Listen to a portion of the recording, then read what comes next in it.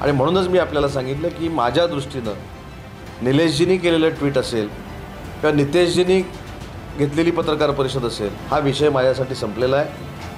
राणे साहेबांना सोबत घेऊन केंद्रामध्ये कोकणचा विकास करणं हे आमचं ध्येय आहे. तिघांची जी अतिशय चांगली संघटनात्मक युती झालेली आहे त्याच्यामध्ये कुठं वेडंवाकडं होईल अशा पद्धतीचं कोणी बोलू नये.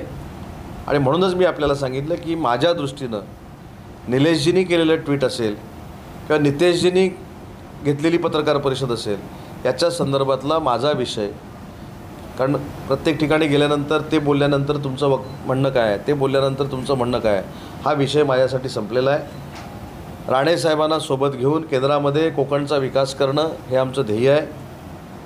राणे साहेबांना कोकणचा अभ्यास आहे. राणे साहेबांसाठी मी स्वतः वाडी वस्त्यांवर फिरलेलो आहे.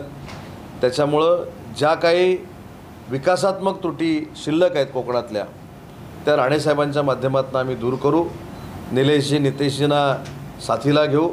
त्याच्यामुळं कोणाला जर वाटत असेल की कालच्या ट्विटमुळं आमच्यामध्ये फार मोठा वादंग निर्माण होईल आणि आम्ही भांडू आणि आम्ही काहीतरी वेगळं करू, त्याच्यामुळे माझ्यासाठी तो विषय संपलेला आहे.